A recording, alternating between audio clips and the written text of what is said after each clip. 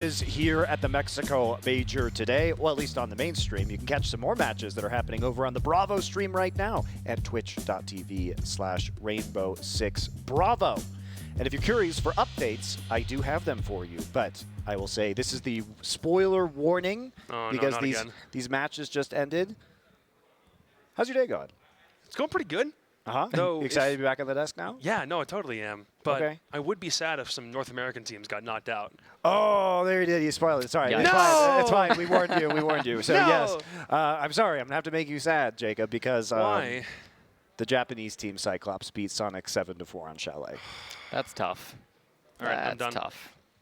Well, at least NA's not going to lose two teams today, right? I'm actually surprised that they opted into the Chalet rematch on that That's the only time so far that we've seen in a rematch in the double round robin so far. That no, it was Consulate our last match. Yeah, TL Empire Consulate. Got it. Okay. Makes sense. So we've seen that twice now. But it's still a rarity, but we haven't seen that many of these rematches happen quite yet. So. Yeah, I wish I had seen that just because of the narrative of they were getting tilted by the shield. So I don't know which of the operators bans they tried the operator shield bans that we saw against Cyclops earlier today that still didn't work in the end for Team 1. It turns out they can do something other than just hide behind shields. That's a nice thing. Well, but you have to test that theory first. That's true. And what better place to test it than here? You have to at least test it, right? I suppose. You don't know how good they are without. You haven't played them before. You don't know how good they are without those. That is true. I have never played Cyclops before. This is fact. Yeah, I'm sad Sonic's never got to play any of their other maps. I thought maybe with their limited map pool of Stage 2, they'd be hiding some stuff for the major, but they're knocked out and they basically just played the same maps they played all regular stage. Dare I say it looks like too much deja vu from Stage 2, kind of over and over again. So yeah, they weren't 100% on Consulate when they played it in Stage 2, and on Chalet they looked great, but not against the Japanese, it turns out. Yeah, that's tough. All right.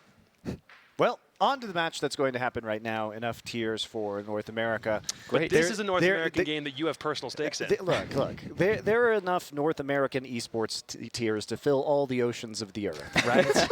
Categorically across games, the worst region, major region, I would say. And so we'll talk about that right now. TSM having a rough tournament so far, as anticipated, unfortunately for them, despite some strong performances in North America. They have not had the roster they wanted to, and Invictus Gaming has come out with 4 points so far. Many teams, when I talked to all the teams coming into this event, many teams were saying, this is the team that will probably surprise you the most, IG. IG, I mean, they've proven it so far. I mean, 4 points, they do sit in third, but one behind Empire, I think. Nothing to laugh at for TSM. That 0, I knew they were in last. I knew they had no points, but seeing it on the screen there, it just feels bad. It feels really bad seeing that big fat 0. It looks really familiar to see the TSM next to a 0 to me, so I don't know. I don't know why that could be Monty. Here's the weird thing for me. It's more that for a team that has the pedigree of TSM, the fact that we're seeing them with 0 points when the tournament's already been live for 36 hours is shocking. If nothing else, and maybe an overtime appearance could have been on the cards, but we've seen nothing from them despite the adjustments that they've tried to make in Merc's absence. So, Merc, please come back to this team as soon as you possibly can, because the implication for this game is TSM could get knocked out if they lose. You guys don't need me to do this, but I don't have any other job or knowledge here, so I'm going to take it away from you, which means that I'm going to talk about TSM's Stage 2, which is Geometric having, of course, the tough time getting the visa, so Pojoman stepping into that. People will say that was support, like a naturally fitting role, right? So a few days before this event, they learned that unfortunately Merc, kind of their star playmaking player, has tested positive for COVID and can't attend the event. They have 3 days to scrim. Pojoman is stepping in. Question is now, where do you put Pojoman, and is this the strength? When I talked to TSM, they said they're going to keep Geometric in that support role. They're going to move Bolo into the more aggressive positions and kind of have Pojoman play a more flex role. It's been a lot of the talk behind the scenes among the teams here. Is that the best idea? Some teams have said they would move Geometric up, put Pojoman in Geometric spot. There are a lot of opportunities that they had to do this. So based on what they said, is that what you have seen, or are they adapting over the course of the games that they've had so far? I think day one, definitely, that's what we saw come out from these teams, right? We saw Pojoman getting these really aggressive roles, playing those Jaegers, playing those entry operators, right? In the one game we saw TSM play today on the B stream, he was more so on like the Maverick, right? So he was on maybe a more of a support style operator, but he was still getting into a lot of early gunfights. He was still getting pretty aggressive, I'd say, in his play style. Now, with him picking up the Maverick, we saw Chala actually being one of those players that got a little bit more experimental in his operators, playing some Jackal, playing some Flores, which... We love to see it. Yeah, typically operators that you would associate with more aggressive roles, but it did feel like he was still getting into a lot of gunfights earlier on. If they wanted to make that swap, I would be down for it, because Chala is a gunner. I mean, that guy can frag. So if you want to put Chala onto a more aggressive role, or Geo, I mean, it doesn't matter. I think in either case, you would have a good substitute. But yeah, Pojoman has definitely been struggling so far in this event, and I think the roles are a big reason why. Yeah, that's kind of the storyline of TSM. Before we get into some more real analysis behind what's happened, let's give you something to analyze, which is the map vetoes. How about that? Ooh. Should be interesting. There's a couple maps that TSM have favored over the course of the NAL, but there are also a couple of maps that Invictus have found some success on. They haven't been able to play Cafe yet, which is something that they played back at SI of last year, which I would really love to see happen. Invictus knocking Chalet right off the bat. That's a map that TSM have liked at different points in the NAL so far, so we won't be seeing it. We'll be seeing Villa, as that's the map that the two of them played already, right? Yeah, IG beat TSM on Villa 7-5. All right, so pretty good reason already to not see that one played either. And so it makes sense that they don't want to be going over to that direction. Clubhouse, I think, was probably the worst map for TSM, so I think that's a really sensible ban. It's one that Invictus have really enjoyed, Consulate and Oregon. Now, I picked Cafe, so that's already out thanks to IG taking that one. I also thought Villa and Oregon were going to be pretty likely here to get chosen, and so it will be Oregon out of the two of those maps. And I think this one's been pretty even for both these squads. Take a look at Invictus, and it's a pretty even map. I mean, they beat out Fnatic, they beat out Order, they did lose to Elevate and Parabellum both at SI. Well, Parabellum at SI, and for TSM, they banned it pretty often, but in Stage 1, they did manage to beat out Beast Coast 7-0, and, well, they lost to Beast Coast, and they lost a meaningless game against OXG. I'm going to say, it doesn't really matter for much in terms of I mean, that whatever. scope of the NAL. Right. Yeah, it's just kind of a throwaway. But that wasn't the only thing that we gleaned. Like, the map veto is a nice thing, but there's another veto that you managed to glean from data, right? That's true. So on the way down, I actually got to talk with TSM. I caught them headed to the stage, right? And I chatted with Data for a little bit, and I was like, "Is there anything spicy you guys are gonna bring out? Anything you can share with me?" And he kind of looks around slyly and he goes, "We're banning Zofia. We're banning Clash." So those are very strange bans, especially for Oregon, which typically does rely on a lot of traditional operators, right? Thatcher's huge on this map. Your classic just explosive operators like Zofia are hugely important, so taking that away is going to be a huge deal. And Clash is very widely used on this map too. Sometimes on the top floor, but mostly the basement. She can be hugely impactful, so that might be a big change. I've seen a lot of Latin American teams decide to run a Clash, especially on a top floor bomb site, like defense in some cases. That's been mighty impactful in just ensuring that as much time is wasted as possible. But the Zo one to me is also interesting, if only because guys like Hysterics and Speakeasy will look to that operator, not necessarily in a crunch capacity, but that's very, very familiar, and to have that off the board is already a big deal. So actually, you know what? Can we have more teams talk about like what ops they're going to ban before the match starts? Because I actually like this. Sometimes there's some counterplay going on. I want to clarify. He told me I could say this on desk, so don't worry too much about that. We would not say this otherwise. Yeah. He actually just made that part up about being totally could say it on desk. Yes, that's true. It's not Zof Clash. It's actually Castle Blackbeard. Yes. He could have been just trying. Maybe he's thinking Invictus are listening, so he told me wrong information to throw him off. See. Next level. I don't know. Some next level thinking. Are gamers smart enough to do that? Data is. Data's a very smart guy. Yeah. Love the band. Okay, so let's talk about Oregon just a little bit. Oregon is a map that we've only seen once here so far on the main stage. It was between Team 1 and Cyclops earlier today. We haven't seen a lot of Oregon this tournament. It's actually kind of refreshing that we get it this time. Yeah. So is there a reason that you led into my question, thank you, that we're seeing this less, and why would these teams want it now? I don't know if there's any particular reason why Oregon might not be getting played at this major. I do think it's a map that obviously leans very defender-sided. It can be really hard to attack some of these bomb sites. I'd say the basement on Oregon is the hardest bomb site to attack in the entire game, and Dorms is very difficult to take on as well. So I think it probably just comes down to the fact that some teams are really quite competent on this map, and it'll kind of go up and down in waves. For TSM particularly, they were really the first North American team when this map came into the pool to run it, and they dominated it for a long period of time. Eventually, they lost it in the major grand finals to Dark Zero, and then they kind of moved it out of their map pool. They moved it back in for SI, and it's been kind of back and forth then. So, I mean, it's an interesting map. Obviously, with any map, teams are going to have preferences, and I think it's probably just luck of the draw. We haven't seen it too much so far in the mainstream, but for these teams, I think it'll be really good. In some cases, you could also call it a comfort pick for a couple of regions. There were times where APAC and EU would do nothing but play Oregon on several occasions. To the point where, you know, you would just call it, it's not the European League, it's the, you find an amalgamation of both Europe and Oregon in the same word, and you've got it because it was played so frequently. But it's also not necessarily something that I think Invictus is unprepared to use as a battleground against a team like TSM. So, but yeah, it's TSM, the pioneers of this map in North America at the very least. So it'll be an interesting challenge. Yeah, intriguing. Well, now we can talk about our teams in depth. TSM, this is the do or die opportunity for them. This is going to be the easiest opponent probably that they have in this group, and a chance for them to start taking a stab at getting to the playoffs. They need to win this. They need to win versus Empire tomorrow. They can do those things. Maybe they can get out of this group, but it's going to be tough. And knowing these guys, how much of a blow is it mentally to them that they got their team, they finally got their team together, and then they get surprised by this? Is this something that they can overcome, or do you think they're just, this must be just so frustrating? Are they just writing this event off at this point in time? Because I can imagine that this is absolutely maddening. I don't know. I don't want to say they're writing it off, but there was a great CGG article that came out today, actually, and it was an interview with the players, and one key quote I noticed from Bolo was that he said this is nothing like the Geo situation, right? It's nothing like Geo because with Geo, they kind of knew for a good couple of weeks ahead of time that Geo might not be able to play. They got to experiment with a couple different roles with Pojo Man. They had 3 days for this. Right, and so we're talking about here on the desk, like, oh, maybe they should move Chala up to entry. Maybe they should move Geo to entry. Maybe they should put this role, that role, this role. And like, yeah, I'm sure TSM have thought of that too, but they've probably only had a handful of scrims to test that stuff out. They don't want to be changing all that stuff on the fly. So I'm sure mentally it's definitely something that's going to hit them. Mark is one of those players that I think can be quiet on the outside, but he's a very positive guy too. Like, he's the type of person who's going to be eating the banana behind the teams very often. Yep. And that gets them going, right? That gets them excited. So is that just a euphemism? No. No. He's got the potassium. Okay. Yeah. Is that a euphemism? There's no innuendo behind that, I swear.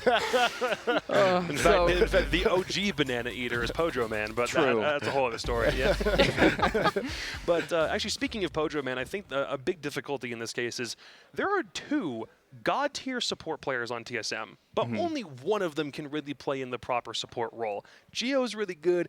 Pojo's really good. Pojo Man is arguably the best substitute player that we've seen on any team in quite some time. Yeah, I think it's pretty arguable.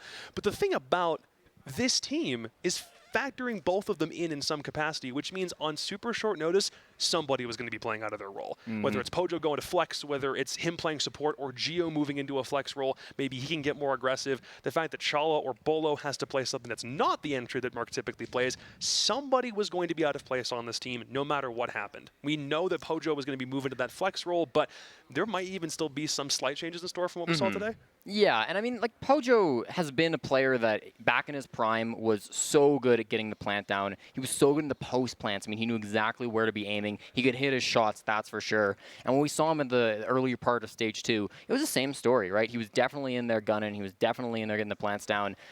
And you looked at his performance at the stage, and at this tournament, and he's noticeably been falling off. Like, this has not been the best performance from him. But again, you know, he's not playing how he usually does. He's not playing where he's supposed to be playing, right?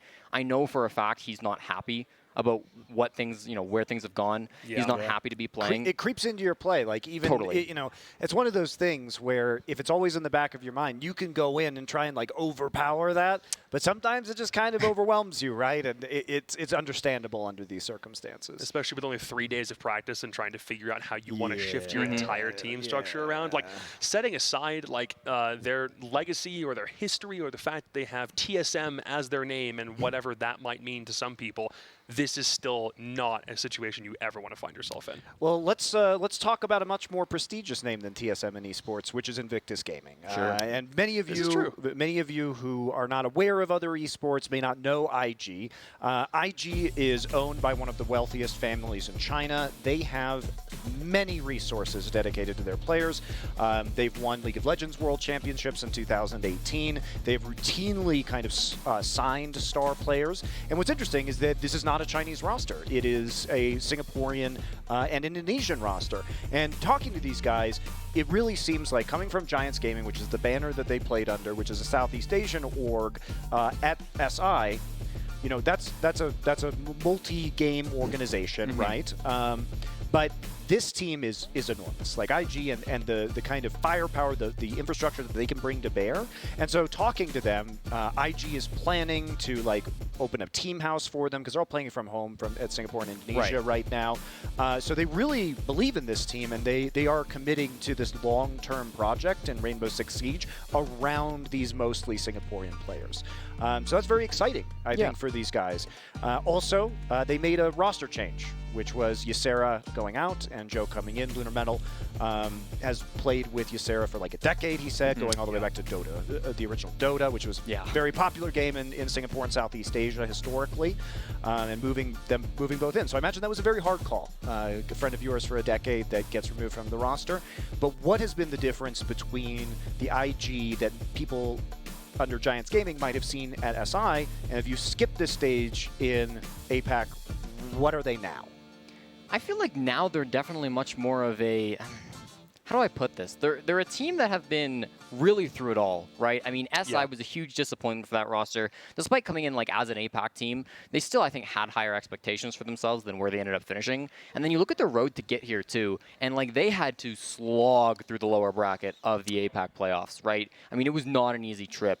So I think that they're definitely more prepared mentally for these types of challenges, because for this team, being a squad for so long together, right, back to the very first Six Invitational, I think there's always been sort of that underdog air around them. But now they're coming into this tournament and they're starting to do well, and people were honestly sleeping on them in the group of death, right? There's almost like a different vibe with the team, right? They've been the gatekeepers of Southeast Asia for a really long time, whether it was Giants, whether it's Airwolf, whether it's Invictus now finally. There's always been like the idea that if you want to have any success in Asia Pacific, you kind of have to go through these guys. But on international stages, they haven't been able to find their footing, so to speak. And this is probably one of the best showings already that we've seen from this roster so far over the past, I'd say, almost 2 years since the Tokoname finals in November 2019, I believe. So the thing about this that's also interesting is getting the chance to talk with Invictus. The idea of moving Ysera out and Joe in, not only is Joe more of a steadfast gunner in some circumstances, it's also that they're not questioning their roles nearly as much. They're not asking, do we have these people in the correct positions? Are they doing, like, are they playing into their strengths? They said that they are now doing what they were always supposed to be doing this entire time, and having Joe on the team isn't a detriment just because he's a new player. I think Speakeasy's also having the best stage he's had in a long time, maybe ever. I think he's had a fantastic Stage 2 so far. #1 rated player in the APAC playoffs, #1 rated player in APAC South. Been dominant all throughout that, those two leagues that they played in. And a clutch player. I mean, he always seems to find himself in like the 2vx, and every time he's there, the coordination with the rest of his team is immaculate. Like, it's crazy how well he works with the newer players like Joe to the long-standing players on that team as well. It's really been impressive to me. Also, you can always get a drink at him, even in countries where alcohol is illegal. There you go. Nice. There you go. Yeah, Speakeasy and hysterics, that is a match made in heaven as far as Invictus is concerned. Yeah, I think we're at a really interesting moment in Siege because, as I discussed yesterday with the impact that an organization like Damwon Kia can have, same thing absolutely with IG, and it seems like these Asian headquartered orgs are starting with very serious infrastructure are now starting to move in. And even though we're not going to see the effects of that yet, the opportunities, like if IG is this good now, how good are they going to be when they actually have a dedicated practice facility? They can be around each other day in and day out. Same thing with Damwon Kia. They were moved into the Damwon HQ in Seoul, and that means that they have just an enormous wealth of resources that are shared between many of Damwon Kia's divisions to work with. And Damwon Kia is a an org that breeds champions. So I'm excited for where this goes, because if it's here right now, I think it's only going to get better for the APAC teams. Yeah, and I think if you look at APAC as a region as a whole historically, it's been a region with a lot of disparity, I think, throughout since its inception, right? Yeah. And the teams at the top of APAC have always been the ones that have had the resources. It's been teams like Fnatic, like Cloud9, like Cyclops, that have big orgs behind them that can really support their players and allow them to thrive. And APAC hasn't always had that, particularly around the bottom of the league. You know, there have been some teams that have had to go to events unsponsored, that have had to go through things like paying their own way in some cases, and so it really does hold teams back. And it's nothing to do necessarily with like the skill of the players at times. Like, it is just the fact that they don't have the same opportunity that other regions get, because other regions are just bigger and have been in the game for longer. Cool part about this is APAC is still coming into its own, and especially over the past couple of years, it's been a matter of figuring out where their baseline is. But the big problem with not having international events for the longest stretch during the pandemic was just not understanding where they were going to fit into the great big puzzle piece that is Rainbow Six region-wise. So now that we're getting more of a firm answer to that question, especially with other teams not just exclusive to Invictus, it's looking brighter and brighter for a region like APAC, because the only place they can go from here is up. And when they're in groups like the Group of Death in this case, and they've already defeated TSM, which is a marquee name in North America, and everyone knows, like everyone in the West knows who TSM is, that already starts to give people more of an idea of what teams like this are capable of, and just plant the name in people's heads. It might take a while for people to transition from Giants into Invictus, because they were Giants for so long and Airwolf before that, but with performances like we're seeing in Mexico, hopefully it doesn't take too long. Yeah, I think people know what the implications. If you're a Dota 2 fan or you're a League of Legends fan, you know what the implications of IG as an org are, though. So it's very famous. All right, guys, I'm going to get your predictions real quick. Jacob, you want to go first? Okay. I'm going to ask you to vote with your head and not your heart. I will. I promise I will. I mean, believe it or not, even though I curse teams, it's always a prediction done with my head, as much as I hate to admit it sometimes. This is going to be an Invictus game, and I'm saying that because I see the problems that TSM has, and they're trying to not only make a last-second adjustment with a new player coming in, but they're also looking to make adjustments from the game that they just lost to Invictus only yesterday, and that's so much to do in such little time with not very much to show for like any real, I guess, silver lining, so to speak, for this team. So it's probably going to be Invictus. I hate to see TSM go out this early, but I have no other reason to say that they'll win. I want to say that both the games that TSM have lost to Invictus, here in Mexico and also at the Six Invitational 3 months ago, were very close games, 7-5. And I feel like TSM, looking back on those matches and having some time in between their last game and this one as well, to work on some of those issues, are going to be bouncing back better, and they're going to be performing stronger in this matchup. So I'm going to go with TSM. And also, I know I'm not predicting with my heart, but talking with Data, the last thing he said to me is, we're going to win this game because we've got the power of friendship. How do you argue with that, power of Monty? friendship, bring Merc back to us, please. Well, my answer would be that was the TSM League of Legends team answer. This split, and as it stands right now, they're currently in the lower bracket of the LCS playoffs, having been clapped by Team Liquid. But this they made the last bracket. Weekend. They did. They actually ended in first place, but the power of friendship may get them to playoffs. We'll see if it can carry them to a title. I have my doubts. Anyway, thank you very much for that. We are going to be heading in to the next game here. I think it's Blue and Stokes. I think we've swapped casters. Hello?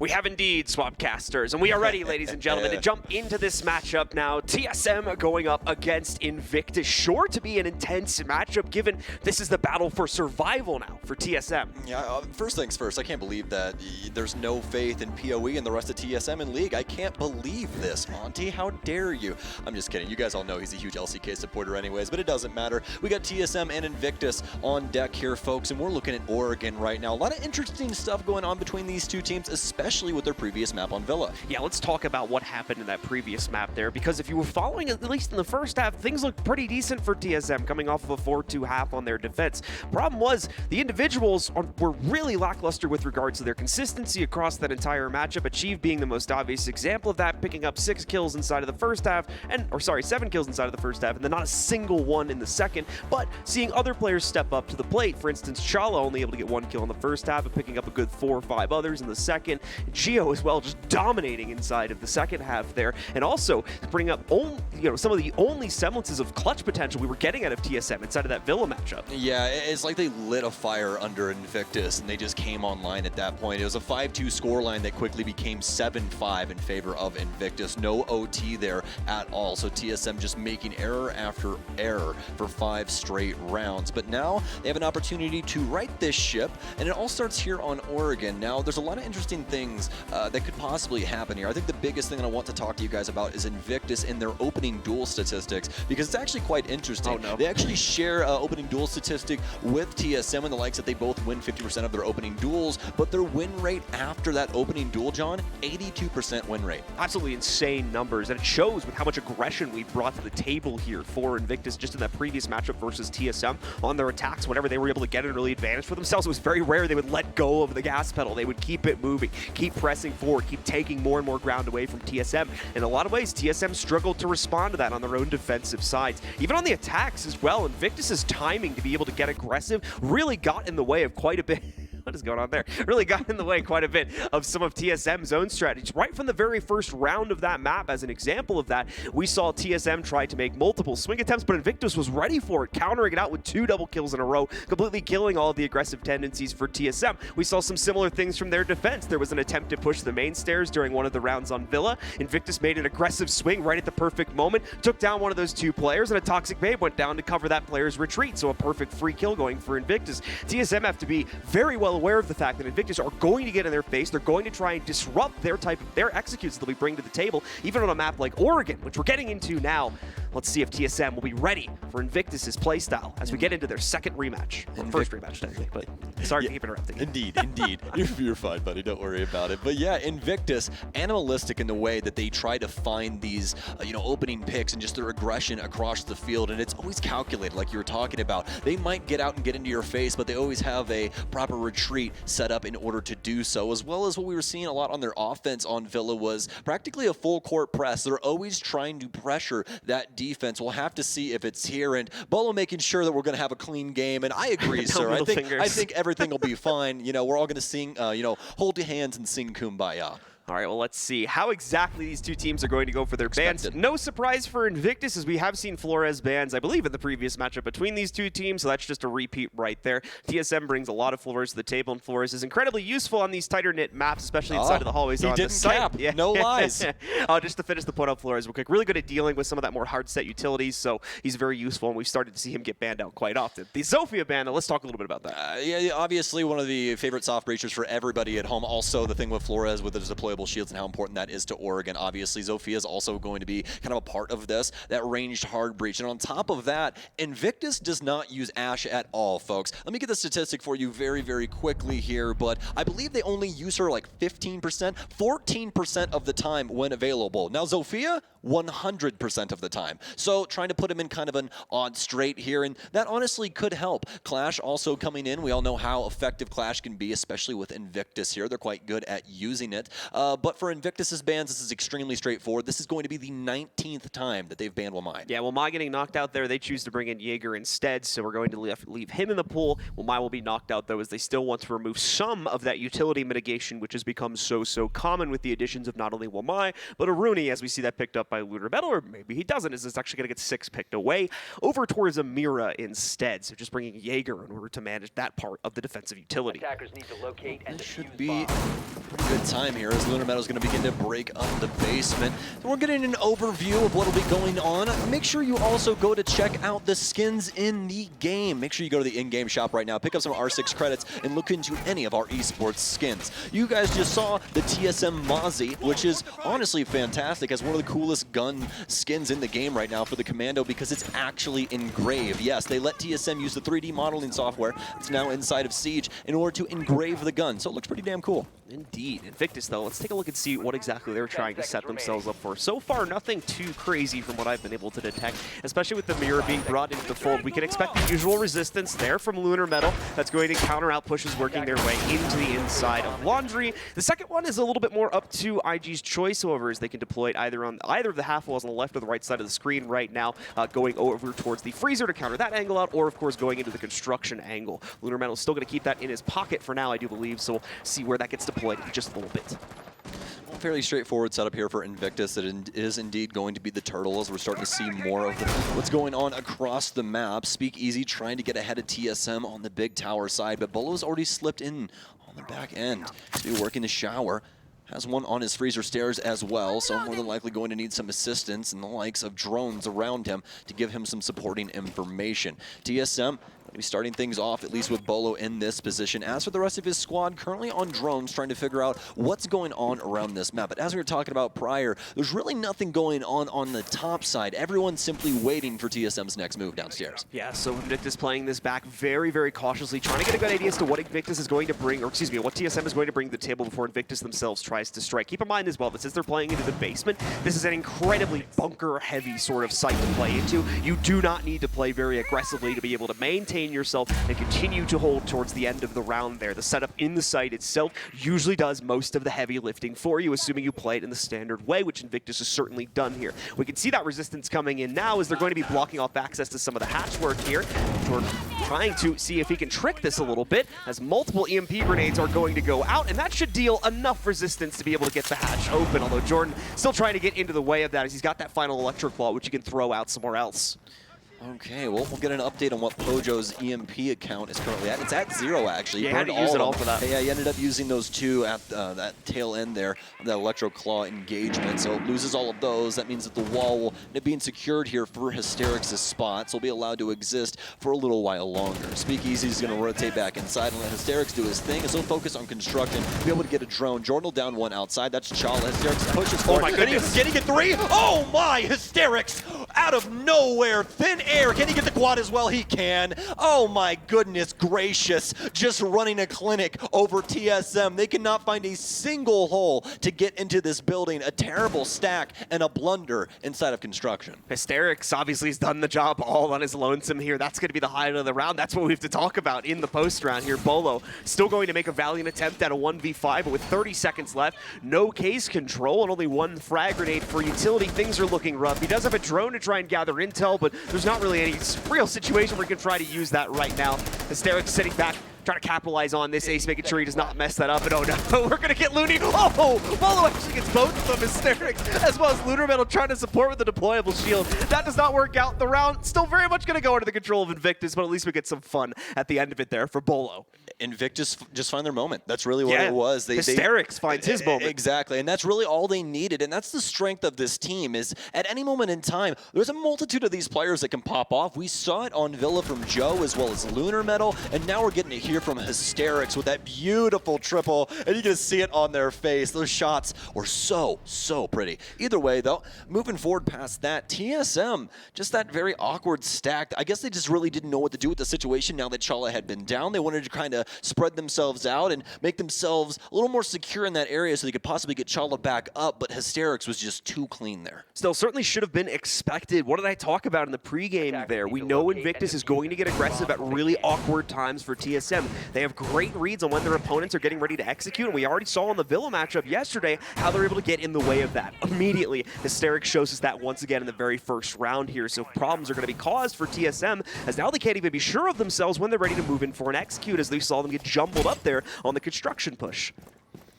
All right, well, Invictus's opening kill stat in comparison to win rate has gone up, obviously, so that's good, but we kind of expected that after the triple. I think this round is going to be a little more measured here from TSM. We'll have to see what they do. This is a very standard, straightforward site that everyone is used to playing and going through the standard motions of beginning to clear out big tower, get the wall for attic, transfer over to master, and start breaking things down. But that doesn't mean that TSM have to do this in a traditional way at all, because obviously Invictus aren't exactly playing this in a traditional way either. Pretty big emphasis here for Invictus on holding the connector outside of Master Bathroom. We can see both 2 ADSs as well as a laser gate on the fallback there. So that's going to allow for Joe to play to the inside of it behind this deployable shield here. Obviously still going to be a bit vulnerable if we see areas like Arsenal get taken, which I think is the immediate shift now for TSM now that they've seen that deployable shield. In fact, maybe going a little bit further than that all the way around towards Tower as we think about Bolo, and Geo heading in that direction. You're really want to try and get some tower pressure here and lock them out of this side of the map, because being able to start to push some pressure onto Attic is going to make it to where the rest of the defenders are more grouped around the main rooms, and that's really what you're looking for on that execute. You don't want to allow room for the defense to breathe. So that's the plan right now for TSM, but there's still a long road ahead of them, especially with the roam game that Invictus have going on right now. The one thing that they oversighted, though, is the simple fact that not only does Chala got a torch, but also the EMP is available in Thatcher for the Mute Jammers.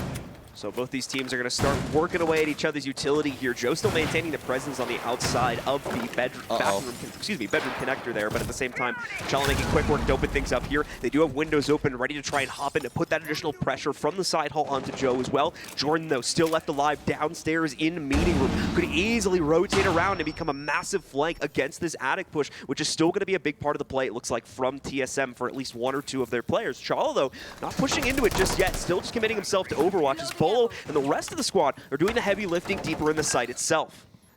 Well, TSM at a standstill right now. Don't want to jump ahead too far, although they are standing at the gates of the site.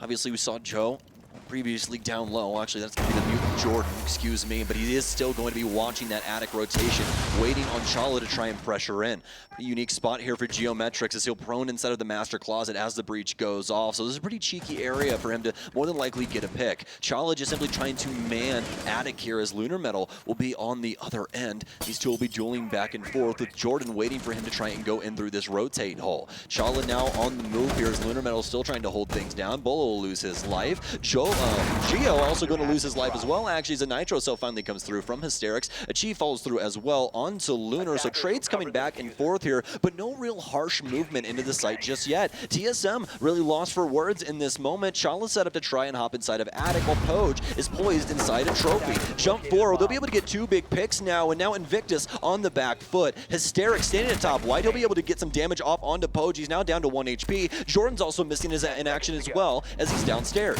Jordan having to rotate away from that. Remember, he was trying to line up the flank against the Attic push from earlier, but was never really able to find an opportunity to execute upon it. With the loss of Hysterics, Jordan's not going to be able to get very far with the clutch either, as he's taken down from an above angle just over the big window there as TSM was approaching their post-plant scenario. Just a little bit too static on the on-site defenses there for Invictus. TSM set up to execute for a good minute and a half out of the round there, so plenty of time for them to investigate the site setup from drones, set up a coordinated execute, and obviously make it work for themselves. Really, I think that round is chalked up to what happened inside of Attic and the way that Chala played that, because if you saw Invictus were very focused on his positioning and what he was doing in that area. You didn't only have the Jaeger, but you also had the Mute down low that were both prioritizing him and what was going on, whilst TSM are also breaching Master and starting to create new lines of sight. Obviously, Bolo falls early on, but the refrags come in very quickly and harsh. That's the biggest thing. Chala finds his moment as well to hop inside of Attic, and for all of the trials that Invictus went through inside of that round, it just did not come to fruition.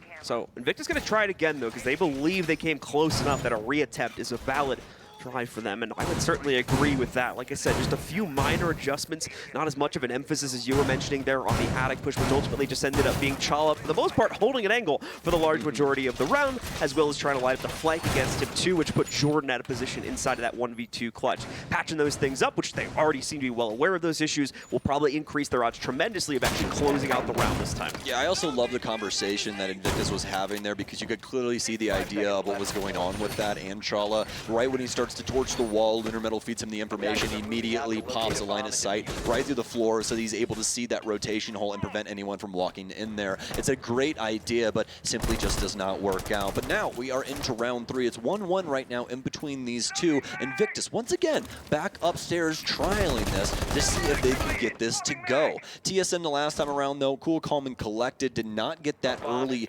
death that we saw the last time around in pretty convincing fashion. So we'll see if Invictus wants to bounce back with some aggression, and it looks like they do, as Hysterics is poised in small tower. Hysterics obviously already having a lot of confidence just from his own obviously exploration that he was able to do, and as well as his massive play back in the first round there. So no reason why he shouldn't be trying to get even more aggressive now with the way that this team has already been able to leverage themselves against TSM back on the first round, and even in the previous matchup here too. Setup going to be relatively similar though, so TSM know the checklist to run down, and they're going to very quickly start on that with an immediate nade that gets chucked on top of the supporting deployable shield for Joe out in connector.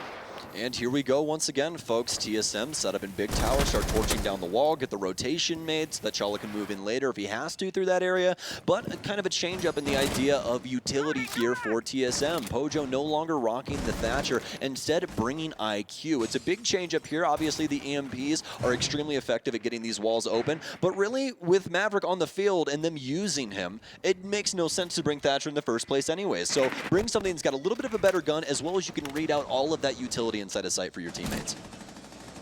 So we've got Bolo, as well as the rest of TSM, starting to establish those execute positions, those very same ones that they were able to hold for a large majority of the previous round. You'll note this time, though, they're not getting access to them as quickly as they did back in round number 2 here. There's a slight extension on the timer that TSM's needed to be able to open up all these avenues, but nonetheless, they have been able to get it, and they're keeping overwatch on all these flank attempts from Invictus. Pojo Man and Achieve both striking, barely taking any damage in the process, and Invictus's response so far nowhere to be seen because they can't get very aggressive. Now, there is still utility to be used on the defense, most notably the Toxic Babes, which are now coming out there for Speakeasy. 2 have already been used, so only 1 remaining after that one that's sitting on the connector door goes away. That might buy enough time, however, to build up the laser gate, and Chala thinks he has the read on his opponent. Instead, it's going to have to come from Lunar Meadow, who picks up the kill. Speakeasy helping out from the backside now, too, trying to deny the plant. Pojo Man shuts down his only other teammate, trying to work the M590, but he can't make these shots connect. Finally gets it done, kills the planter, but now the plant is down on the ground. He's wasted that opportunity, but he still has the chance for the clutch if he can take down Achieve. He's going to go for the big wrap, too, going all the way around. Nearly gets it, but no, Achieve will clutch it out instead, and TSM takes the round. Now that was a read by Matthew Achieved right there. Fantastic from him. I'm pretty sure he just saw the tailcoats of that player as well and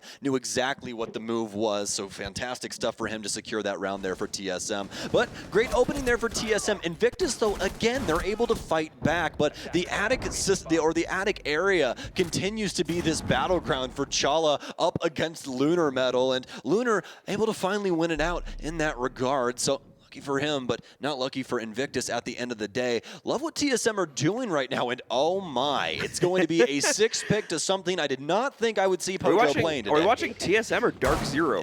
Not Dark Zero, but like mint plain Dark Zero. like we're talking about a year and a half ago at this point, you know what I mean? So we'll see how well this operator pick ends up working out for TSM. We are going to go back to the basement attack, and that's where we saw Invictus have that massive play. Sterix, of course, having that massive run out. The triple kill against the TSM stack that was trying to work its way in from construction at the top right of your screen. So TSM going to try to make up the difference now. Probably still going to see a large emphasis on a very similar type of push, but they're hoping bringing this operator, they can maybe make up the difference. It's all about that opening pick once again for Invictus. They were able to secure that the last time with that triple like you were talking about. But the thing is that over these last 2 rounds, TSM have found their stride. They feel as though they know how to play up against Invictus, and that's more than likely why we see Poach here. This could honestly be a rush play to try and overwhelm this defense. Sterix waiting right now. You're going to see the hologram out. A quick flash here as Sterix is going to get lit up, but I believe some utility starting to pour in as well, and yes, he'll start using the Toxic Babes to lock TSM out for now. Pojo Man taking a lot of heat from that fight, even though he does successfully force Asterix back by another room. Asterix, though, still putting the aggressive pressure on the doorway, and this is unfortunate that Pojo Man nearly gets himself finished off from that engagement. They cannot really try the same thing again. It's far too easy. I think it's just going to take him down from a stray bolt that hits his leg or something similar. So they're going to hold him back, play things a little bit more passively for a moment, and try to explore their options. And the problem is, you can see that Invictus is well aware of that. Asterix is already starting to explore an option to push right back into that position that the whole push was meant to push him out of. Well, troublesome waters now for TSM. Oh, but Bolo, does he have the frag? He does. Sterix tries to slip through his hands, but Bolo just better in the moment. Fantastic droning from him. Bags him a frag that TSM desperately needed. Obviously, Pojo's still very low, and Bolo's going to join him in that regard. Both of their HP bars are practically matching to make it 25 in total for both of them. Either way, TSM going to jump ahead here, and Gio worrying me there for a split second as we're jumping around TSM members. I thought Pojo was going to lose his life to a hatch. Well, not going to happen this time around here. Just needing to deal with that bit of utility, and it seems like they've come close to doing so already. Could still be seeing Jordan trick it out a little bit, though, but at the moment, yeah, we're going to have Chala get on that with the Maverick, and that will negate any of the mitigation that would have been coming in from the Cade on the other side. Anyway, Joe still patiently waiting on the inside angle over here, taking up the position of what Hysterics was playing into before. Chala obviously still having to take a little bit of heat here just to finish off that hatch and make sure it gets fully open, but it's not that big of a deal. Only about 5 or 6 HP going to get removed from his overall health there. I hate myself. I'm literally watching Chala torch this hatch. I'm like, man, why are you ADS? You don't have to do that. It moves slower, Chala. Like, gosh. But no, he's still going to be able to get the hatch open, so it really doesn't matter at the end of the day, and that's exactly what they need to do in order to start applying some pressure over E-Box. But now Invictus has something to say about it, and so does Bolo, so pop Pojo right in the back of the head. Tries to push this even further as he's attempting to get rid of the shield inside of Elbow. Chala looking to drop down E-Box as well. Bolo, the one with the case here, is starting to move forward, but again, remember, he is very, very low HP. Invictus walking in these last 30 seconds into a 4 versus 3, but it doesn't seem like they have much control over this area, although they are starting to look now like they have something going on in the pillar area. Speak Easy going to get taken down as Achieved oversights the work of Chala. That's a kill they can afford to give away now. Invictus was keeping a 4v3 advantage up until that point, and as well, it wastes that additional amount of time. At the same moment here, we're going to see that Speakeasy is able to figure out a large majority of the presence that's sitting outside. Nitrocell goes through, but it is going to be shot on Achieve with a very important pick right there. But as we can see, Jordan sprays them all down, getting a double at the end, and shutting out another round for Invictus. TSM literally lose to their own torch holes inside of the single panel for stock. That's so very unfortunate. I don't even know what else to say about that. That's just Invictus doing what they can with what they have at the end of the day. They have to make an attempt there. Both of the Nitro cells get shot out. TSM did everything right, but the proper aggression at the proper time yet again here. And Invictus, 2 for 2 on their basement defenses. I was worried as well there about Invictus maybe getting a little bit too aggressive at the end. We started to see the kills drift over towards TSM, but it's always one single player that seems to sneak past the defenses. TSM's executes always leaving it hole open for an opportunity for an Invictus player to sneak right through and shut down the attack, especially on these basement plays right there. Invictus certainly excelling in it, but they've been unable to control a kid's defense just as of yet here. So now we're going to go and see them make a third attempt at this, possibly to give TSM a third round, allow them to respond very quickly if things do not change for the previous attempts. Now, here's the biggest thing about this, is that TSM, it's just been very straightforward siege when it comes to this site. Nothing fancy, nothing new. It's exactly what we expect out of any team when it comes to this site. Haven't went for a big window execute or anything of the sort. So Invictus have got to change something up, and while we're starting to see some new things, it might be the change-up that they're looking for. Speakeasy's going to put a deployable shield inside of Armory, so that'll slow TSM down in that regard, especially if they're trying to prioritize just matching angles into Master. That's going to prevent Geo from doing his job most importantly, as TSM have been able to get tower time and time again very early on, and Invictus have not been able to do anything about it. Obviously, the mute jammer's really not having an effect over that situation, given that Chala does have the torch, so it's more or less Invictus looking for the pick on that side that they just really have never been able to achieve. All right, well, let's see here if Invictus can finally get themselves an opening advantage against TSM to try and leverage some earlier control and slow down this attack. Hysterics certainly in the position to try and find it. As you guys could see, there are multiple silhouettes of TSM members running right past him, but not able to leverage any damage onto them until just now. Bolo going to be the first to take a bit of that heat as he goes down to 50. No full kill yet, though, as Invictus did not want to stick around for too long on that very precarious staircase. Is an incredibly aggressive angle. Could have led to a trade very quickly had the player stuck around for too long, so he will fall back and take a more passive position. Yeah, poor Bolo is just seemingly magnetic to all of this lead today. He's just been eating it over these last 2 rounds. He's right down around 50 HP once again. But the good news is he'll be able to stay alive and continue to use Giannis Gemini. Clear some things up, most importantly, getting rid of some of these laser gates. And that's exactly what he's going to start off with here. But as we've seen prior, Invictus loves to stack trophy up with quite a bit of utility. TSM, though, now starting to figure out exactly what's going down inside of this armory areas. But it's more or less a farce. There's no one here. It's just simply an empty deployable shield and, well, ghost setup that TSM will simply be able to waltz through. Going to reach a very tense point in the round here. Neither team able to explore too much or find too much when it comes to actually isolating out their opponents. We can see, of course, the TSM still very much focused on trying to open up the necessary holes they need in order to get into the site as well. Chala, we doing the heavy lifting on that over towards Attic once again, as he's already done in the previous 2 attempts here for Invictus. Bolo already with access once again in through the connecting room himself out onto the site there. The Aruni gate has been dealt with. possibility for him to swing through right now, but again, is the rest of the team truly ready for it? They're waiting for that type of an opportunity, and they get it. Jordan tries to commit to a harder swing to see what exactly is going on the game's opening, pays the price. He goes down. TSM take the advantage yet again, and they still have over a minute to commit to the execute. They have just been able to read Invictus when it comes to this top floor. Every single time they are so very patient, and somebody on Invictus oversteps and ends up losing their life, and it's going to happen here yet again with Jordan. More smoke starting to go down inside of Trophy, but finally someone will lose their life for TSM as Invictus finds their opening. Bolo's starting to take more damage, and Chala's also going to go down, but that means Bolo has to hop too as well. He'll get inside of Attic and be able to get that kill, but now it's all really up, down, or actually it's all down to these last remaining members of TSM. Invictus getting lit up across the board, but these kills just coming in very odd circumstances. A lot of rotation. Speakeasy seems to be the only member of Invictus on site as Sterix comes back through Attic. So that is indeed going to be the rotation. Dead down low as Speakeasy is now the only member. Oh my! What happens with this SMG-11 spray? The bullets go through Achieve right into Bolo as they both get taken down. Geo, now the only remaining member up against Speakeasy, but the good news is no toxic smoke, but a swing from Speakeasy and a dead Geometrics means a successful top floor defense. The aim alone from some of these Invictus players that I've been seeing nasty. over just They're this game, nasty. as well as reviewing the VOD from the TSM game yesterday, has been some insane stuff. Their ability to just steal headshots out of an absolutely left field type of a situation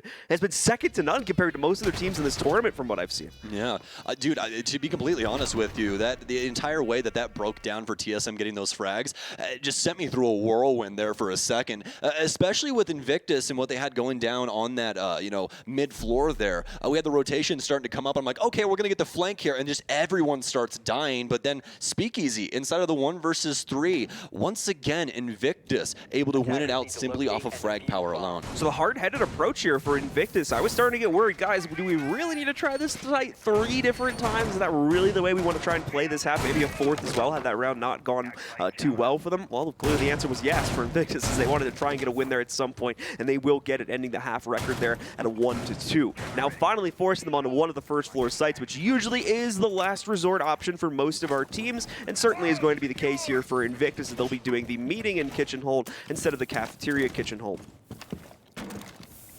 Okay, well, let's see how this goes for Invictus, as this will be our last round of our half. So if Invictus are able to go up 4-2, or if TSM have something to say about it, where we end up at 3-3.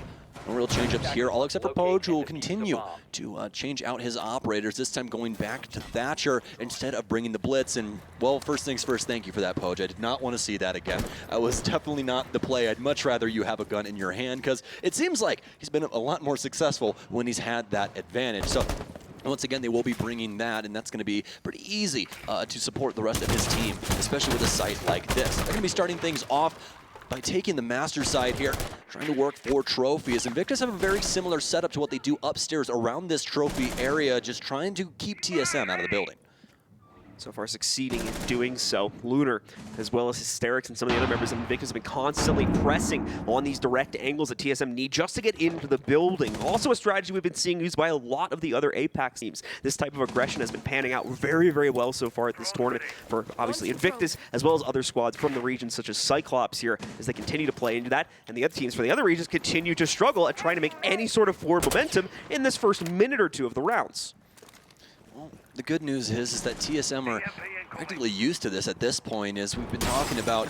They're very patient up against Invictus because Invictus want these fights, and when TSM is able to achieve that, they usually end up getting that first blood, which is a huge boon for them, especially in comparison to Invictus. Whenever they get those opening kills, once again, their win rate is insane. As we saw, 82% once again, for those of you that are curious, but this round still moving quite lethargically at the moment here. TSM trying to figure out what they want to do as they started to get more of this top control, but we need to see Achieve start applying this sledgehammer to the floor.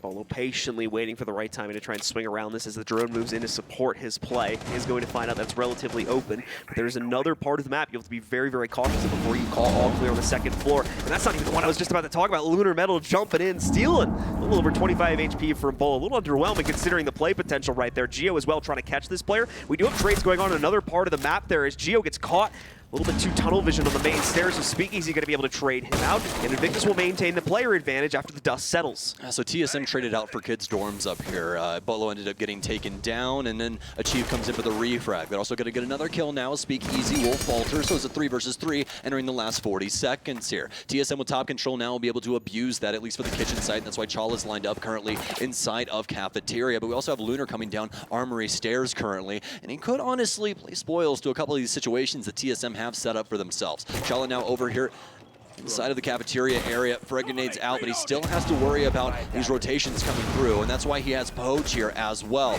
Lunar Metal wants to hop in through security, but he can simply shoot him through the wall. Oh no, he goes right in between the two, but Jordan's there to assist, as it will only be achieved to be able to fight back. But here's the issue. He has the high ground, Anakin. That means he's more than likely going to win this. Very scary right now. Achieved, can he get it done? He'll be able to at least confirm 1 kill and truly knock it down into the 1 versus 1. Jordan starts the tag here. Achieved very easily, can swing the hammer though and start to put the damage down on the Jordan. Not enough to get him on the first attempt, but Jordan needs to bring Achieved out into the open once again. He does not have time to make the run all the way upstairs to kill him and then drop down and defuse. He's jumped on it again, trying to bait Achieved out, but Achieved reads it. He knows it's a fake. This one's starting to get real though, as we pass the time is necessary here. Even with him jumping onto it, even if he's stuck in it, wouldn't have mattered, as this round's going to TSM. So TSM trade out masterfully inside of this round. They knew exactly what they needed, and instead of keeping I'll say it this way, instead of keeping the pawns up, what they do is they trade out for map control, which is a great idea upstairs. Obviously, you'd want Bolo to stay alive. He was very, very close to winning that engagement, but just didn't go their way. That's why Achieved was there in the first place, and he's having a stellar match right now, 10-3-1. There's a one piece of advice for TSM. Please stop body stacking, because there's been like 3 crazy plays made from Invictus now, because TSM players have been just a teeny bit too close to each other. Yeah, it's happening quite often here, and like, oh my, Achieved.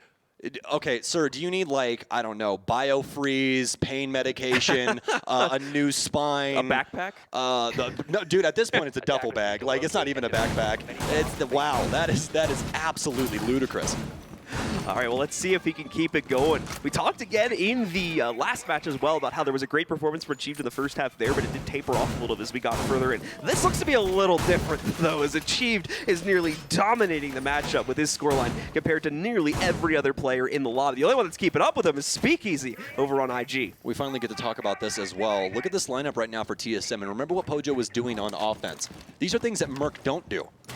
Merc does not play this role. Do you want to know who plays that role that he's playing right now for Tachanka? Who's that? Bolo plays that. Bolo plays that. Achieved, playing Jaeger, 11-3-1. I think they found a viable formula. Seems like they may have finally changed things up. This is really the kind of story arc of day 2, is the redemption for some of the favorites that weren't really able to perform well inside of the first day here, and we're now possibly facing elimination if they weren't able to rebound. G2, a great example of that, who's done much better here today. Now TSM looking to try and be one of those same teams as they'll look for their first win here against IG. Yeah, I also want to say that I'm pretty sure that if I remember this correctly, Achieved also plays what Bolo is playing inside of this setup. I'm pretty sure the only person that's playing something routine is Chala here. Geo might also be, but I just don't want to say that because I don't know that for sure. But either way, TSM obviously going to be on this basement defense. You guys have more than likely heard me talk about this setup quite often. If you've heard me talk about Tachanka on stream at all for the NAL, it's this exact setup that we have been talking about, because Pojo Man is going to be working Freezer with the fire grenades and a piece of barbed wire for sound cue for when they walk through that, and Smoke is going to be prioritizing Elbow with Geometrics working the door for construction.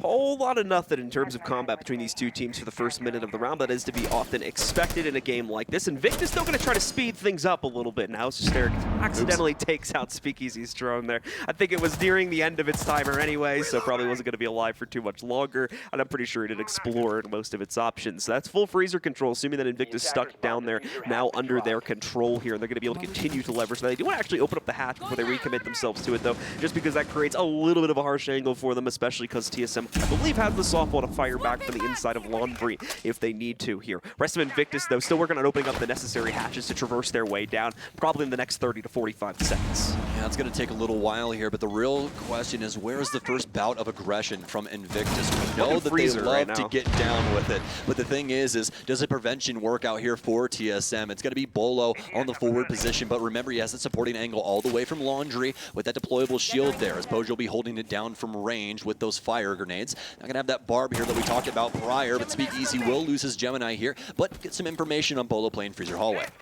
Only Bolo playing into that position, though, is given away. Achieve still coming in to add additional support. Those extra ADS is going onto the ground, certainly going to allow Bolo to keep a hard hold on this angle for a little bit longer in the event there's a spam of either flash or frag grenades. You can also see the slow drip feed of Pojo Man's incendiaries that's starting to come from that direction. They believe this is going to be the main avenue of attack for Invictus, and so far, they're correct in that assumption. IG wants to try and buffer their own defenses here. Now they're going to try and set up an air jab that might actually impact onto the player in the hallway if he sticks around for long enough. But here we go. Now Asterix trying to force his way through the mollies. It's not going to work out. Jordan so far the only one that's able to pick one up for Invictus here. Otherwise, TSM is holding the line, and they're going to continue to do so. But Speakeasy changing things up as he gets two suddenly to work his way back in over through Freezer. Speakeasy looking for more, and he's going to get it. A triple, now a quad as he shuts it all down, and Invictus take the first round of the second half.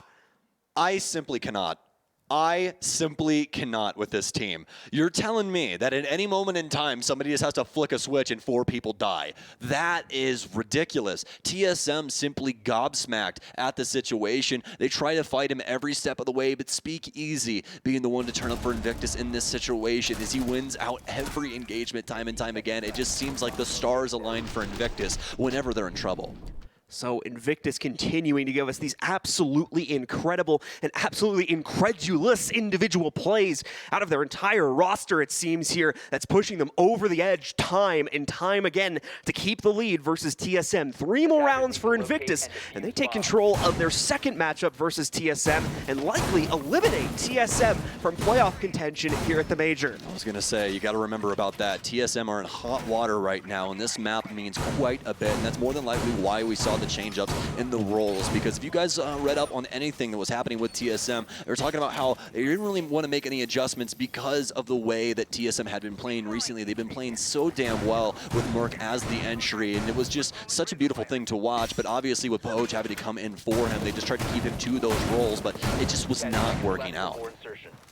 TSM going to make yet another run at that as once more they've made the call that, okay, this is one player getting away with a massive individual play. We know they can't necessarily rely on that sort of thing. Let's rerun that, guys. Let's not make that mistake once again. The problem is, to a certain extent, Invictus can rely on it, as we've seen it a good 4 or 5 times now throughout the course of this matchup. Only one round did it absolutely not lead to a round 1 for themselves. Things will start out well here for TSM. That was Bolo is suddenly going to get aggressive here in the first floor hallway right by the front door and knock out Lunar. Dude. That also is going to knock out the Nomad and the air jabs that would come with her, which was a big piece of Invictus's capability to take map control. I wish we would have got to see that shot, because that was probably very nasty. Right into the front door, onto White Van, but that doesn't mean Invictus are going to be slowing down anytime soon. You can see Speakeasy already making his way across the map as he was coming down White stairs, but everything has fallen silent across Oregon as Invictus are trying to figure out how they want to work their way into the building. Speakeasy starting to drone things out. Bolo's already worked his way downstairs as they've already gotten their pick, so they're not too worried about it, but this is looking very similar to what we saw the last time. But as you guys heard John talking about, is it going to be reliant upon this massive frag game of somebody just popping off, or are they actually going to get a case down here? That's the big question right now. The last time they were able to get quite a bit of pressure when it came down to it, still getting the hatches open and things like that, but it was the laundry freezer push that simply did not work out until Speakeasy had a hand in it. So for Invictus, looking to try and take control now down a player, can no longer really try to trade their way towards a win as they had been doing in previous rounds here. TSM holds that massive advantage right now and is the reason, like Stokes was just mentioning, why we see Bolo immediately pulling back after that kill and the rest of the team sitting nice and comfortably in the basement too. Lots of trap utility that Invictus is going to have to get past once they venture into the basement. Alone from the Mira setup, you're also going to have the Schmott mine set up by Geo, the laser gates to work past, as well as those 3 toxic babes, none of which have even been used by Chala yet. That'll probably start to change over the next few moments, because once you reach around 45 seconds, if you're applying the ball to the same position, you can bleed down the rest of the time just off of those. Yes, you can. There are 30 seconds of stop, but if you're able to time them properly, it's right about 45 seconds. It's been a known fact for quite some time here. IG more than likely aware of that as well. Frag grenades out, so getting prepared to push forward, and oh no, Geo's hat is seen as Ella tries to creep up, but the headset just a little too tall on top of her head, and he'll lose out because of that. But now TSM hopping too, but it's mostly Chala as he'll take down multiple here, but Hysteric starting to fight back. Chala lights him up on the entry though. It's actually Speakeasy that's worked his way in here. Can't pick the case back up, as you do indeed have to hold the button nowadays instead of running over it, so Has to reach out there and grab it with his hands very quickly, but the timer dwindling down. Can IG get it done yet again with this frag power? Just a false start ultimately for Invictus here. The second they try to go for their execute, they're torn apart by the more aggressively positioned TSM members. Still trying to battle it back as Speakeasy saves his own life, brings it down to a 1v1 by taking out Bolo. 8 seconds left to try to go for a plant. Here's the first attempt at it. That'll pull Chala out from hiding. Speakeasy realizes it and nearly cuts off Chala's head. Now he's run the null timer though. Speakeasy knows he needs to get the frag and he tries to go for it, but it doesn't work out. Time expires. TSM takes the round. I love their aggression. I'll say that. Speakeasy obviously reading the situation and going, hey, there is literally zero chance I get this on the ground. So what I'm going to do is I'm going to fake this and try to get Chala to come get me, and hopefully I kill him on the rotation. Unluckily enough, not able to do so. But again, the thing here for IG is the fact that they got it down to a 1 versus 1. Every single round, they are somehow able to achieve this, all except for the round that TSM got a flawless offense. But besides that, Invictus have had a hand in knocking this down into very low man count situations that are always seemingly winnable for them. So Invictus continuing to crawl back here, but TSM as well holding on in their own regard as they tie things up on that previous round, picking up their first defensive win on the second round with a half there, and now trying to push it forward upstairs into the usual expected secondary site. For TSM here, still going to bring a lot of chains up to the utility as a result of this site switch. Is a very differently played site, so you need to bring a lot of very differently themed operators, including a Frost for Chala, which is probably his most well-known operator at this point as well. So I'm sure some people are getting excited now that Chala's been able to jump onto this finally. All right, guys, everybody calm down, okay? They did take away the 1.5, so it's not as fun as it used to be. But the Frost Mat's still a pretty good time when it comes down to it. And we'll tell you what we tell everybody. Frost is a unique operator because she gives you this very weird duality thing with windows. When you hop inside, you have two options. One, you kill the Frost Mat, or two, you kill the guy guarding the Frost Mat. Either way, you're probably going to die. So it's really not that fun at the end of the day. So you have to be very aware of what's going on with Frost. And for some of you guys that are newer to Rainbow Six Siege, you're trying to understand a little bit more about competitiveness, Frost has actually got the craziest bell curve of any operator when it comes to ranked effectiveness. She's the most effective against silvers and diamonds, because that makes sense. So there you go.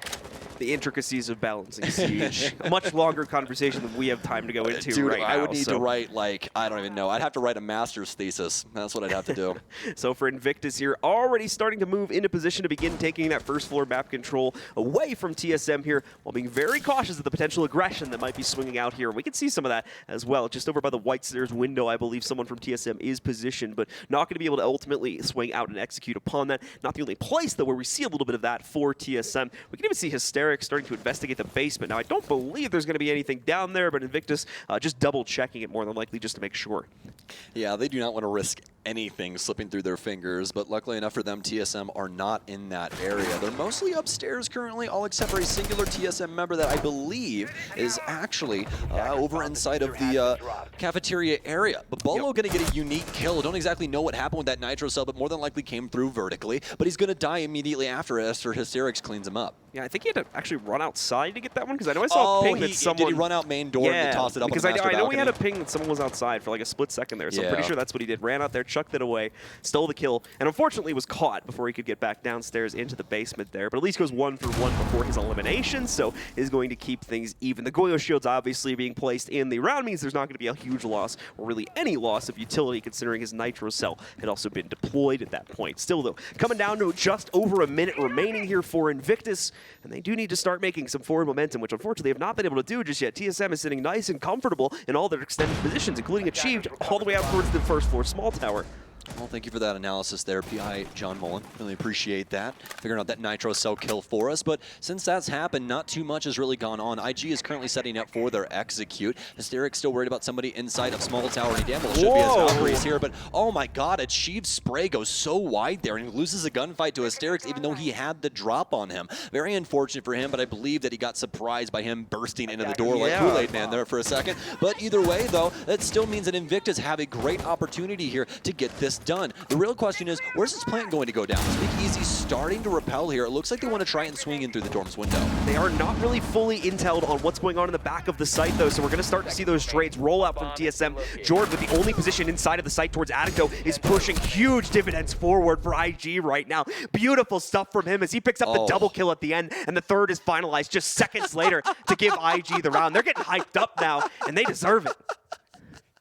Speakeasy yelled so loud that he spit on his monitor and he had to wipe it off. Oh no, did he? Oh my god.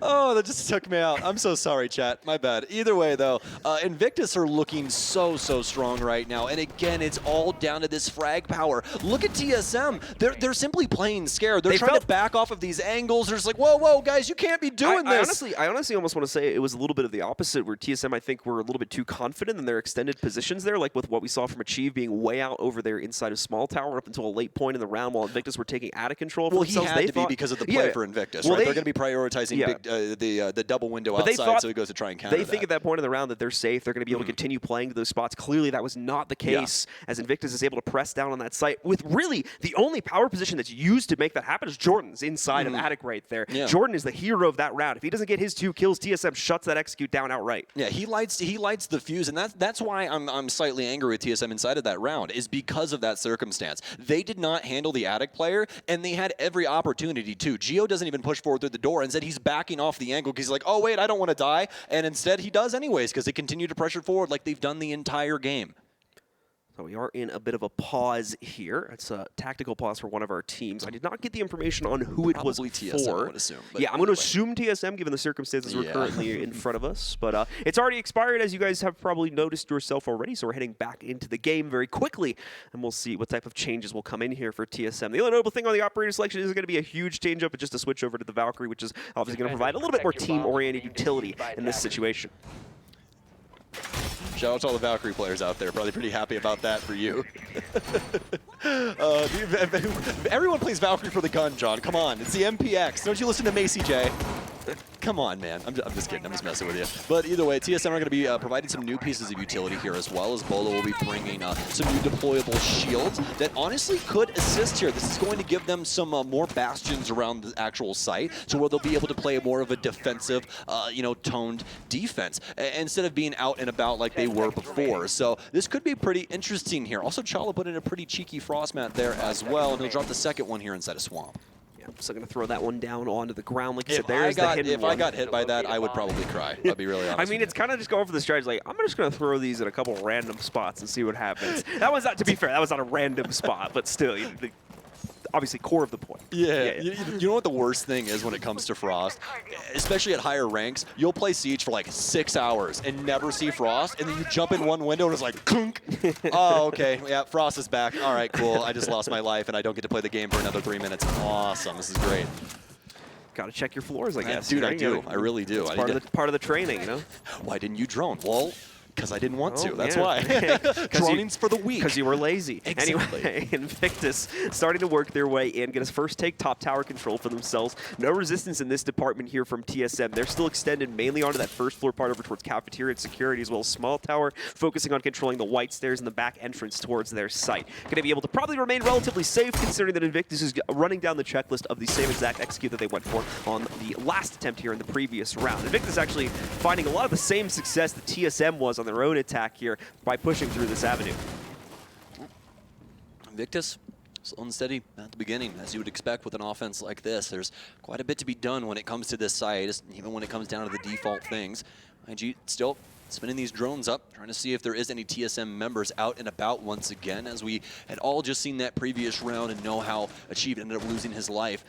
We're inside the small tower, but this time they're more centralized, even though they are indeed still on a multitude of different floors here. But honestly, as we're getting a better picture here, it seems that they actually are going to have all of the bodies here inside of sight. I believe we have one over near kitchen that could possibly use a nitro cell to counter outplant, but that means Invictus would have to take over first. Pojo's starting to take some damage from that Goyo shield, so he'll get knocked down below 75 HP inside of Attic. Pojo going to maintain himself inside of that position, though. No reason for him to give it up. This is a do-or-die spot for him, and he needs to make sure he wastes as much time away from Invictus as they need this to be able to get themselves to the inside of the site. Hysterix knows that there's lurking trouble down on the first floor, and Bolo, he needs to get himself off that camera right now, as Hysterix is about to walk right up for a free kill against him. Now the drone is going to see him hopping off the camera here, but still doesn't seem to be any much the wiser that Hysterix is sneaking up right behind him right now. And there you go, a free pickup for the IG roster as he takes down Bolo and one of the extended players out from the site.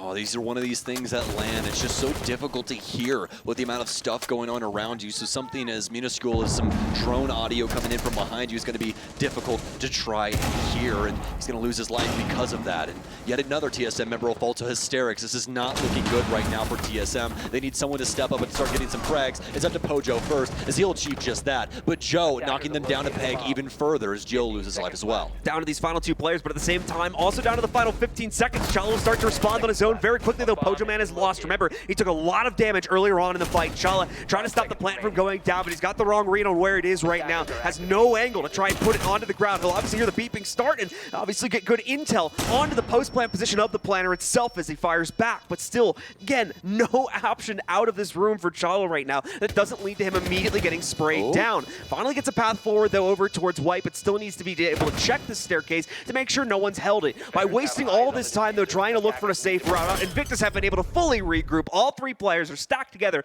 and they do not make the mistake of standing 1 by 1 in line there, as we saw TSM do a few times in the previous half. IG closed it out again and inch that much closer to victory. TSM just cannot get away from being opening blooded by Invictus. They're able to find these kills no matter what the circumstances have to be, and this is no different. Even with the extra utility that TSM had at their disposal, it's still a solid play from Invictus as they simply just waltz around the map, use that drone intel to go downstairs and find Bolo and strike first. Coming down to the wire here now.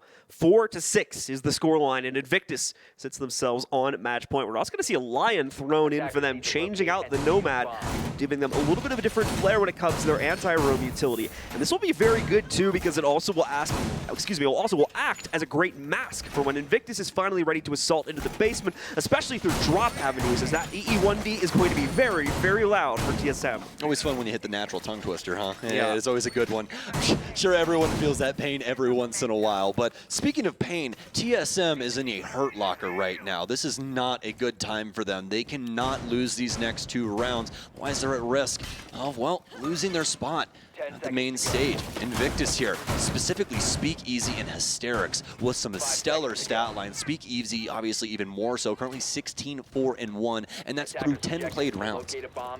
What we're going to see here as Invictus come out and about once again, how quickly they'll be able to approach things here against TSM. They seem to have gotten a great read on most of these early round aggressive plays from TSM, the extended positions that even now inside of a basement hole they've taken for themselves. But the last time a basement was played, TSM found a lot of success with that out and about play style, Bolo specifically getting a very early opening pick and then retreating to the basement for the team to play out the rest of the 4v5. So far, nothing to be gained though, obviously.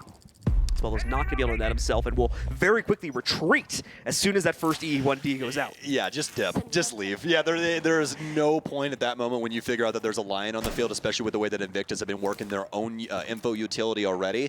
I mean, if you get droned out, you're more than likely dead. It's going to be a very, very difficult path if you end up staying on that roam. So positive straights here for Bolo, so he'll be able to keep his life. That obviously also gives up the top floor here to IG as they'll start propelling themselves forward. Speakeasy almost losing his life to a player inside of Freezer.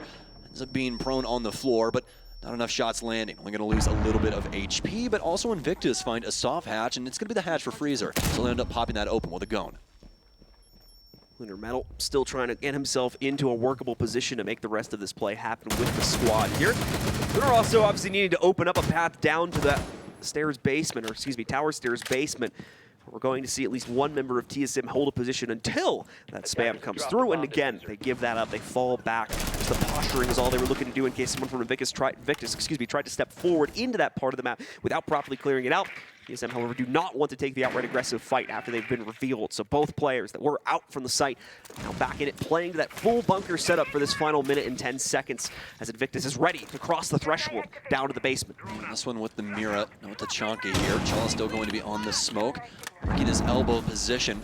The minute remaining though, Invictus are able to get a lot of these jobs done. The electrical hatch is open, as well as the main area for laundry. They still need to get a couple of things handled here, most notably this construction area in front of Speakeasy as of right now. Geo and obviously Chala going to be working this area, seemingly aware that someone is more than likely going to be coming down big stairs, and they are damn right. Flash grenades and everything starting to pour in.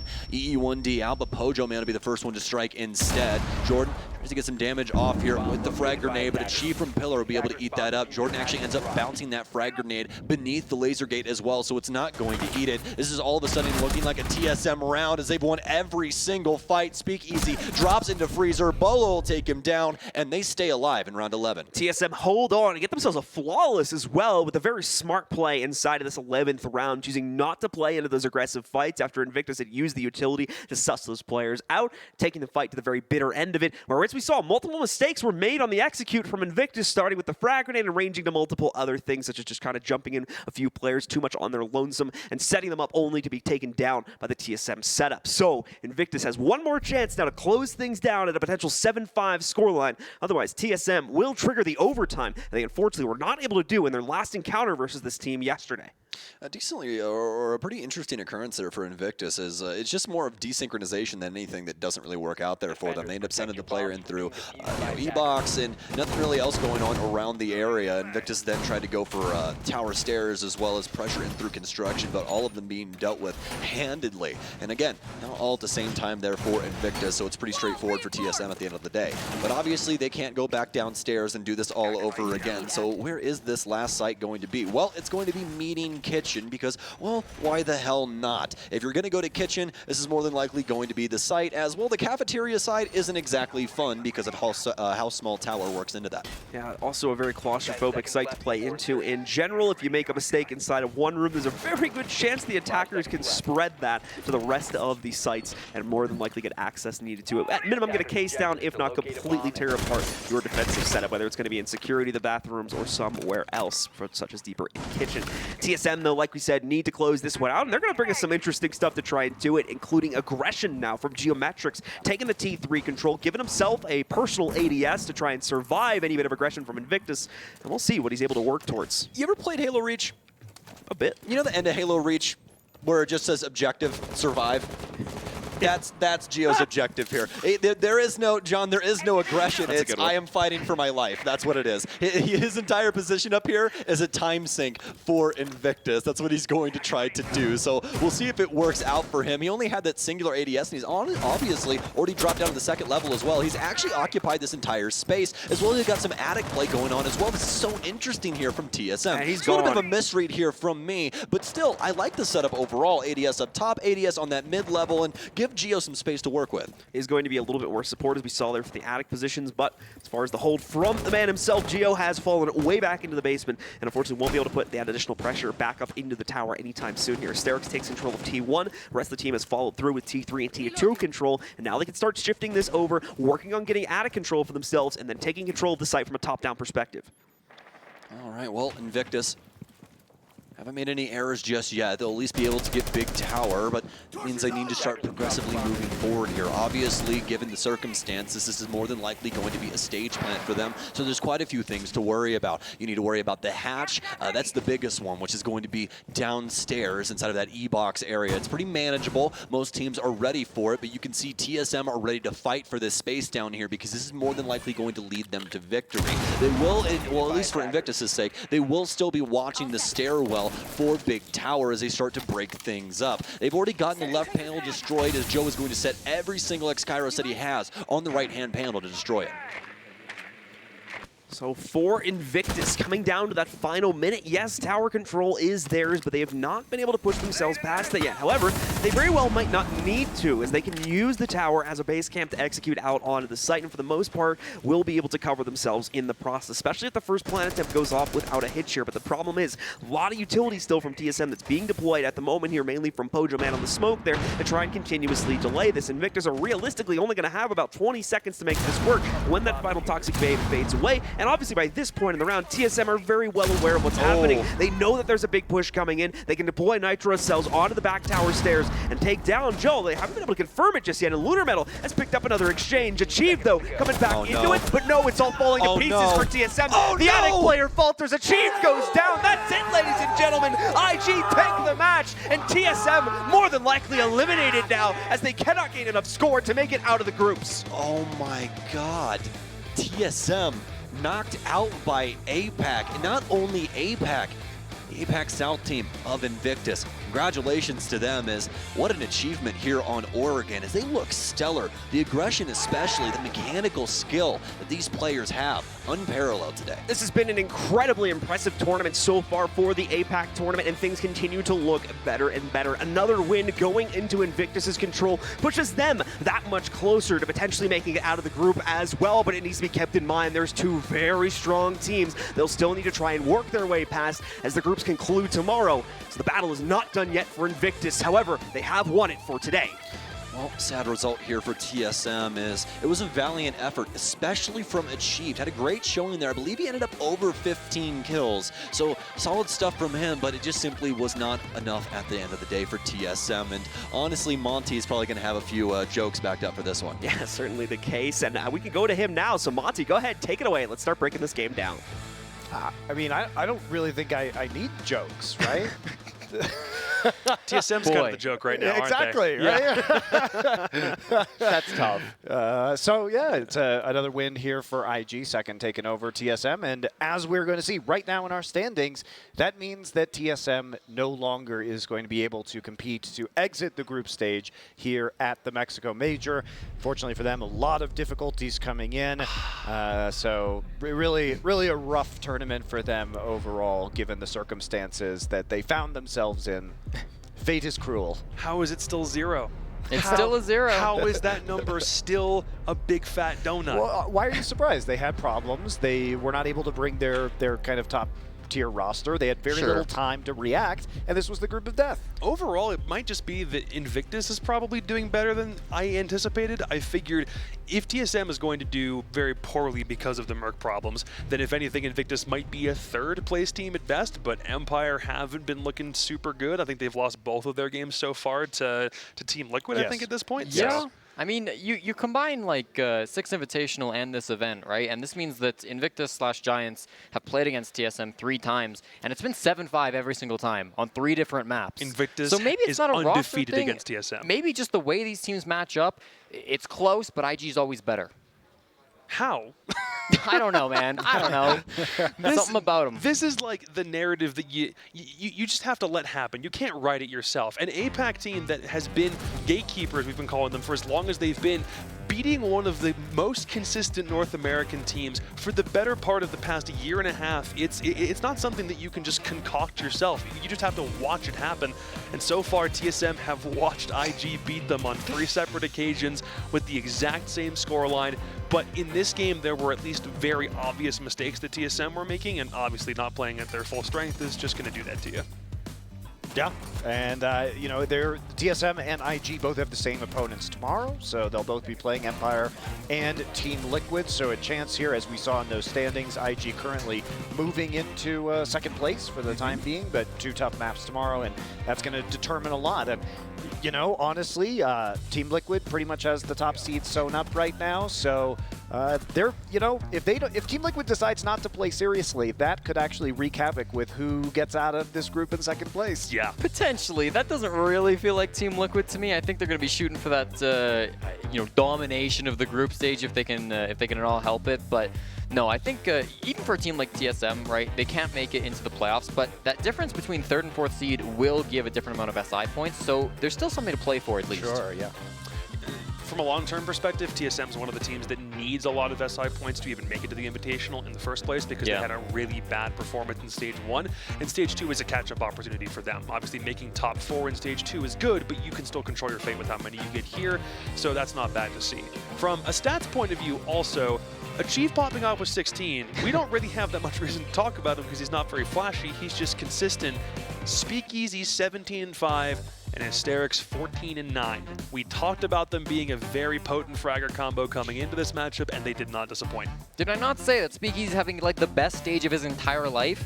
But a guy goes 17-5, 92% cost. I mean, what more can you ask for? Somehow the worldwide pressure is not on his shoulders anymore. No kidding. I mean, he was the one, they kept cutting to him on the camera, just getting hyped, trash talking the entire map. The one just going, yes! Every time. Yeah. I mean, among other words we can't repeat. But he was Admittedly, demonstrating TSM had his worse competitive words. spirit. Yes. Sure.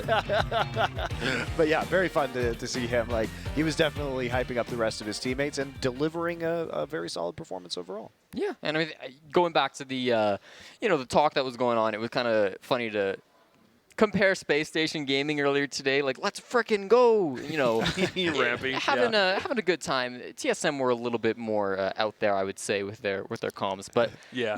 I mean, one of those teams won today, so something to say on that. Invictus's current claim to fame right now is beating TSM twice. The other teams in their group they haven't had nearly as much success with, but I think it was a point that they mentioned in that press conference where they said that they're looking for more practice, or as much of it as they can get. On an international stage, that's the best place that you can possibly find it.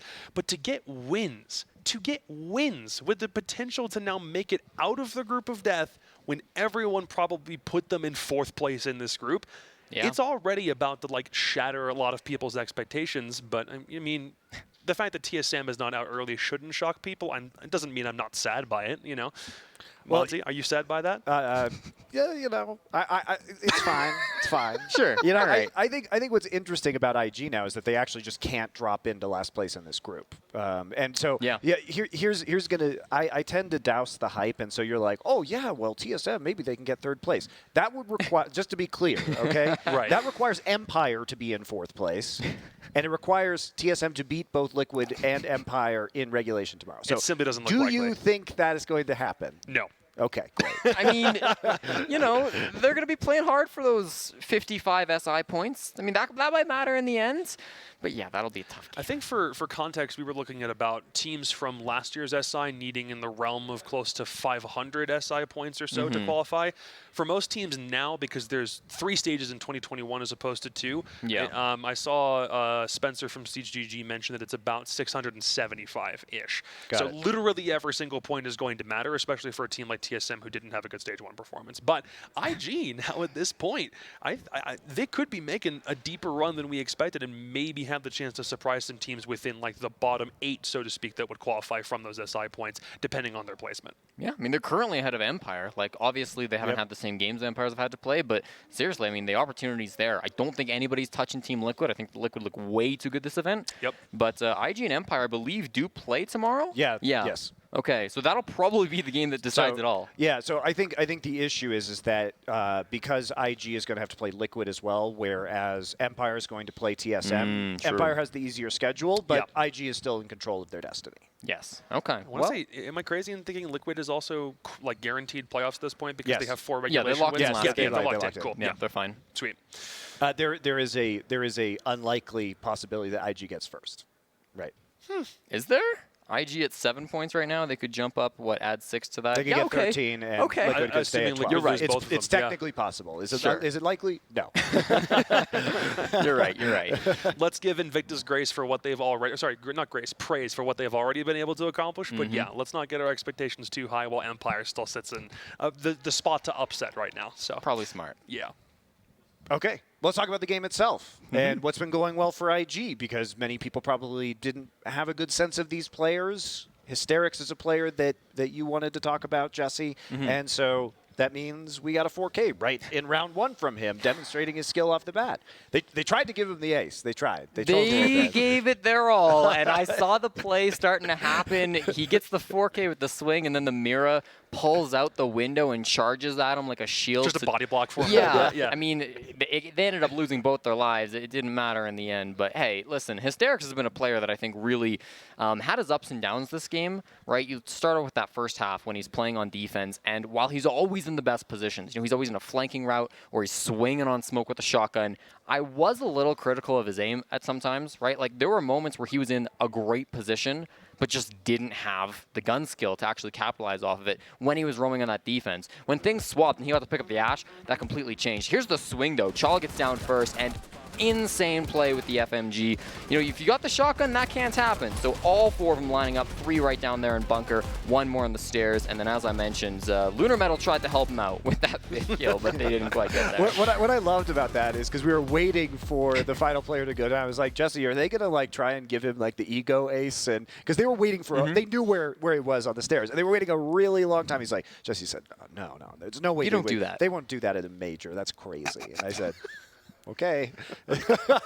There are some things in Siege that are foregone conclusions. And sometimes just you're going to win the round, might as well let the guy have a stat, right? It's the psychology too. You know, if true. you get charged down by that, if you are very confident you're going to win, and you get charged down by the mirror shield, that guy styles on you with an ace, like that's demoralizing.